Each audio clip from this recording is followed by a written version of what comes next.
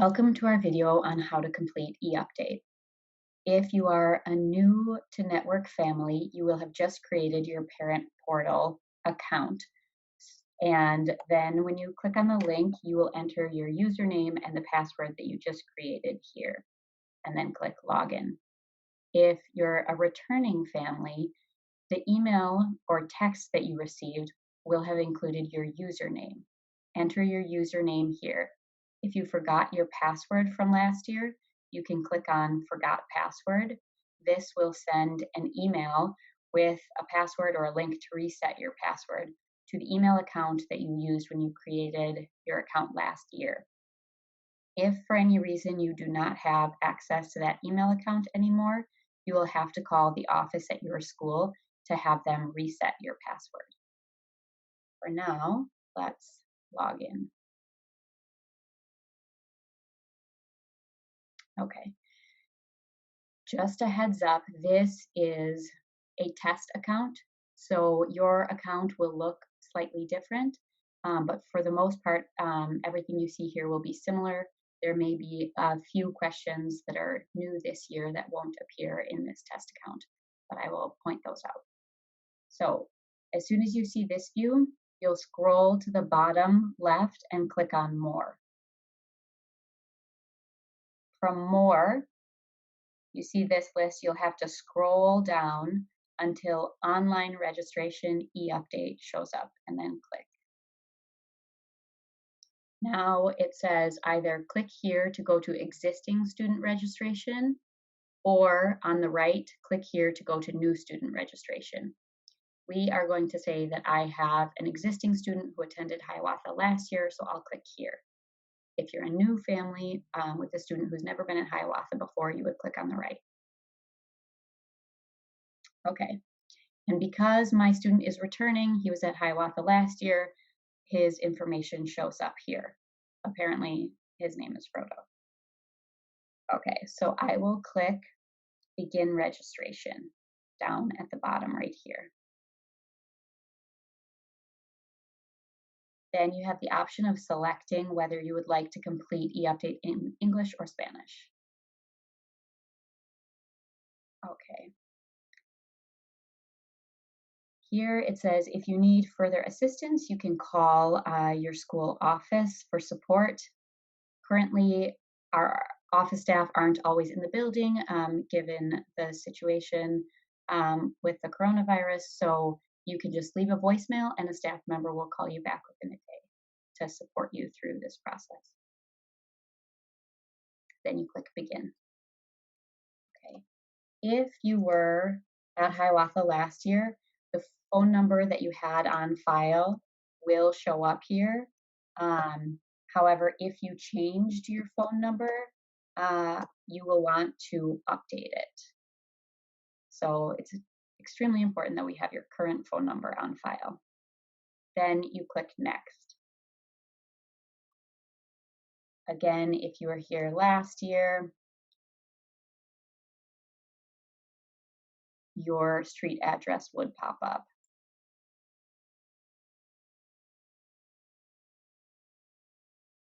Here you just select avenue, street, drive, etc. If it has a direction associated with it, an apartment number, city.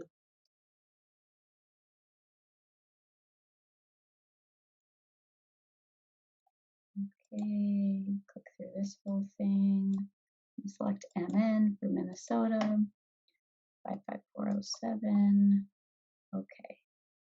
And then if your address matches something on file, you'll have to click, it'll show up right here and you click it. You click the address that appears in that box.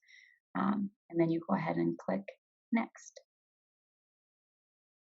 During each of these little tabs, you always have to click Next before you're able to save and continue. So this says this household has no separate mailing address, like a PO box. And I'm going to say, yep, my family has no separate mailing address. Next. This meal eligibility is just saying that once we complete eUpdate, we still have to go into a separate form to complete the free and reduced lunch form. That's going to be very important, but it's a separate process at the end, and we'll show you that as well. Now I'll click Save and Continue. Okay. Now we're in the parent guardian section. Any parent whose information needs to either be reviewed and updated will be highlighted in yellow. So if something here is highlighted in yellow, it means it's not done yet. So you'll have to click Edit Review. Okay, so apparently this is the name. It's saying we have to select a birth date. The easiest way to select the birth date is to use the calendar thing here. We'll say he was born in 1980. Okay. And then please check this box if the person lives at the address we listed below. Yes. Okay, I'm going to show you what happens if we don't click next. Ooh, nothing happened there. Let's see. Okay. Now I have to enter a cell phone number. Okay. And then an email.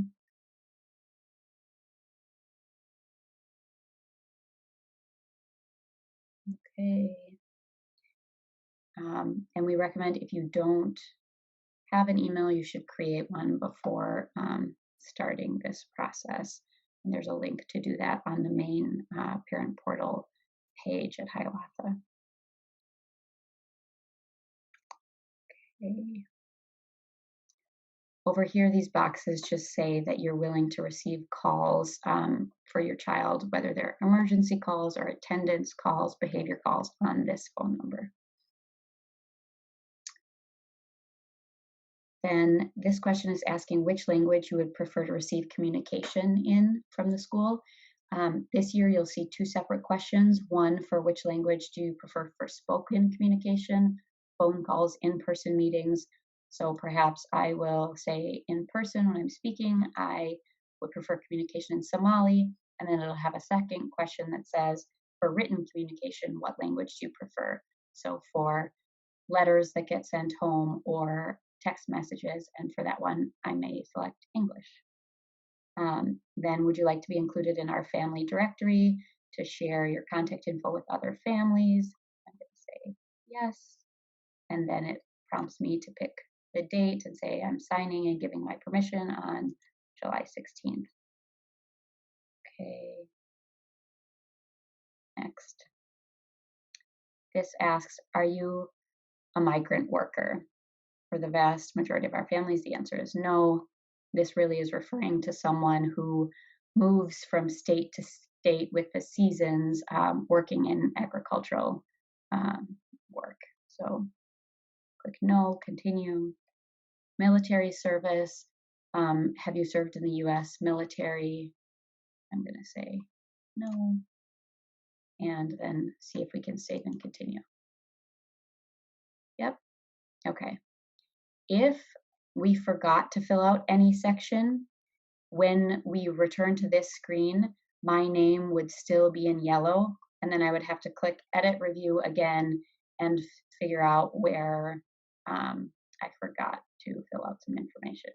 But it looks like he's no longer highlighted in yellow, so we're good to save and continue. On to the next tab, emergency contacts. So we need to have an emergency contact on file for your student. We're not going to repeat a parent or guardian that's already listed as a parent or guardian, so we're going to say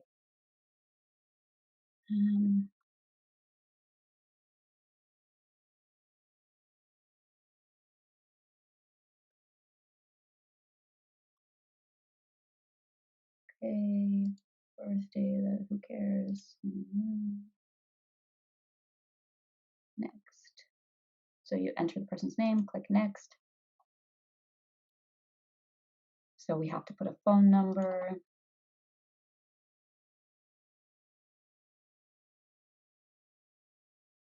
Then click next. It's asking if the person lives at that address. No, she doesn't. I'm just gonna not enter. This is not required to enter her address, so I'll do save and continue. So now Jimena Castro is there as an emergency contact and her cell phone number is on file. Save and continue. Okay. It says, please list all other household children not currently enrolled in school. So when you get to the student section, you'll fill out information for all of your K-12 students who are at Hiawatha. But this says, are there other children, for example, a baby? So let's say yes.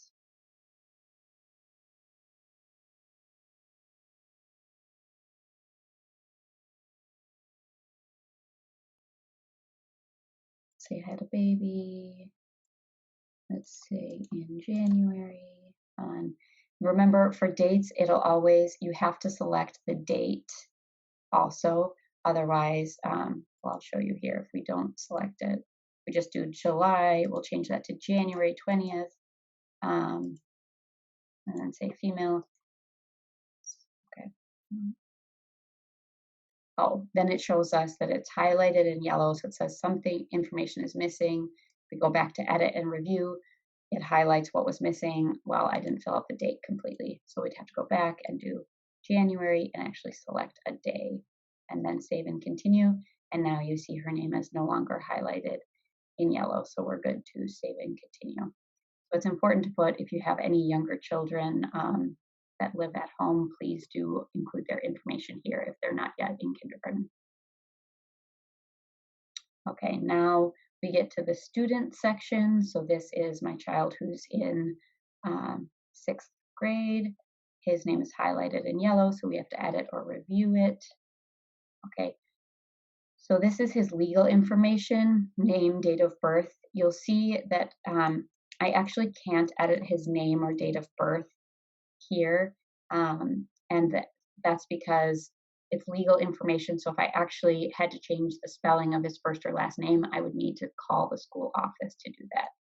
However, there is a question here that we have to answer. Is the student participating in a study abroad program?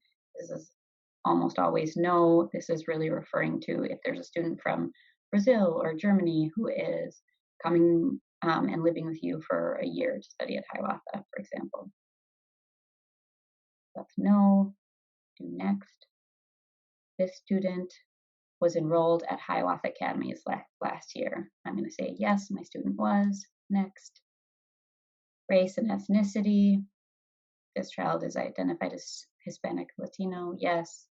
You're required to choose a race here.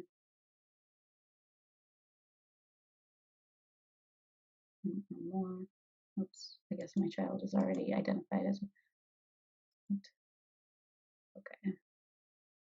So this is actually going to be different this year under the subcategory, Minnesota subcategory of race. If you identify as Hispanic Latino, there will be lots of other options. Same, for example, you'll be able to select Colombian, Mexican, Ecuadorian. You can also select decline to indicate or other Hispanic Latino. You do not have to specify.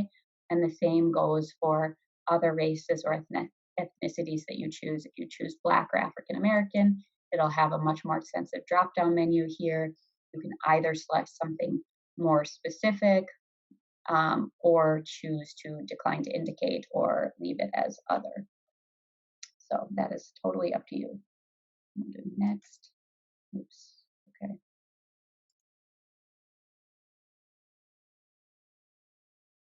Okay. This question just asks, does your student sleep in stable housing with a parent or guardian each night?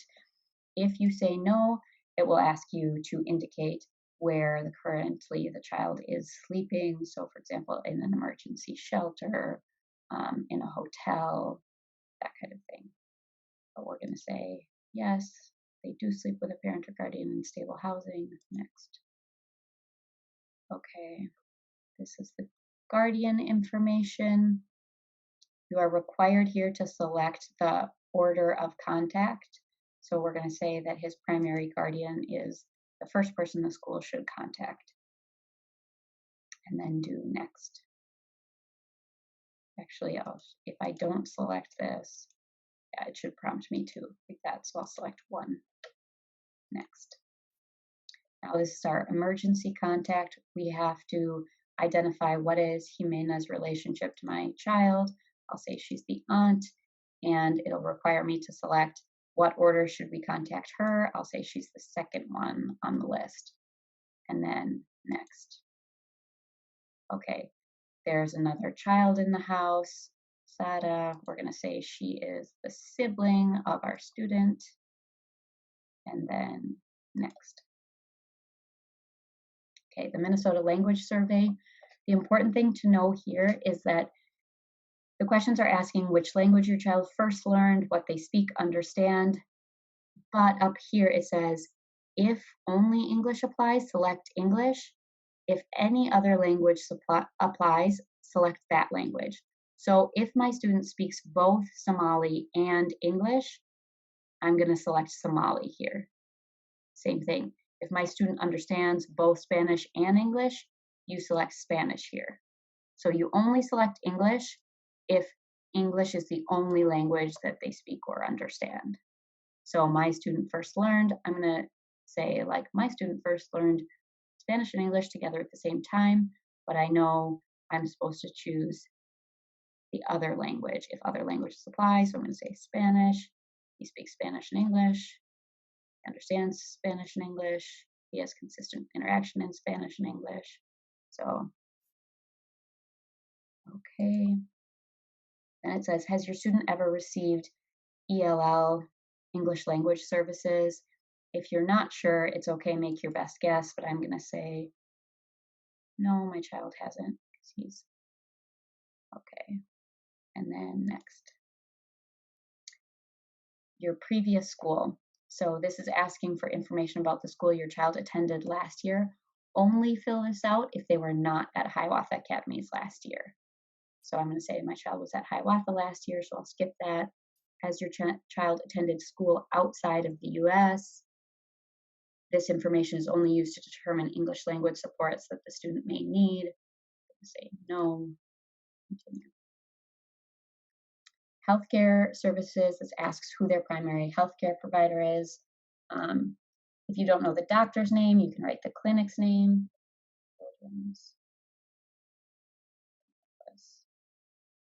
When was their last appointment? You can really just make your best guess. I'll say it was in January 2020. What kind of insurance does your student have? Say he has insurance from MNsure. Next. Asking if your child has any health conditions that we need to know about. If yes, you click add a condition. There's a drop-down menu. You can say my child has asthma. In the comments, you could say he uses an inhaler. Okay. If you change your mind, you would have to click remove condition and then tick the box for no medical or health conditions. And ask, does your student wear glasses? I'll say yes. Please make sure they have an up-to-date prescription. There will also be a question this year that asks if your child has any severe food allergies and whether they need an EpiPen. And then we click next. Does your child require any medications at school, such as an inhaler or EpiPen? Either no or click add medication. And I'll just write in here, inhaler. Where is it taken? At home, at school, or both. Medication type as needed. Okay. And then it gives you the option here to download a bilingual form that you would need to fill out and give back to the school. You click, it will open separately. So this is the medication authorization form.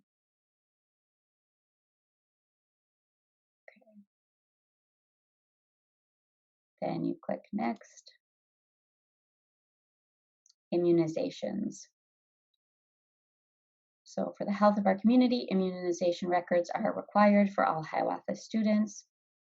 If your child is returning at Hiawatha, from last year and they're not entering 7th or 10th grade, then no immunization records are required for them this year.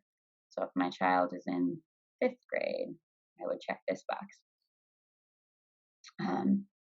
If they are new to Hiawatha or they're entering 7th or 10th grade, you will need to submit a paper copy of their immunization records to the school office. And let's see. Or if they are exempt for any reason, you would need to also provide that to the office. And just a note here that, especially in the times of COVID, it's extremely important that students are up to date on their other immunizations. So if you're not sure, it's a good idea to take your child to the doctor to get up to date on their immunizations before school starts.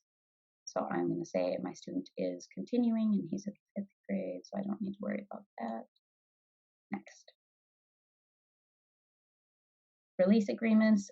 Do you give Hiawatha permission to use photos and videos of your students? Yes or no? Date. Today's date of when I signed this. Field trip. Do you give permission for them to attend field trips? Then it asks you to sign. This can be really awkward and difficult to do depending on the device you're using, but whatever it ends up looking like is fine. So just put something there and do next. Then if there are any special situations that apply, such as custody arrangements that are important for the school to know about, please call the office and let them know that information. Then click Save and Continue. Okay, now he is no longer highlighted in yellow, which means his information is all complete. If I had 2 or 3 students at Hiawatha, I would then have to click on the next child and repeat that process for all of my kids who attend Hiawatha. Now I'm going to click Save and Continue. And now I would be ready to click Submit. I'm not going to do that here because I'm on the test site. But the other very important thing to know is that you're done with this step in the process, and now you still will need to complete the free and reduced lunch form. And the way that you would do that is go back to the parent portal where we started. Again, you would click on More, then you would click on Meal Benefits, and click here to start the application process. And we are going to create a separate video for that, but just know that that is the next step in the process. You need to complete the meal benefit application online as well.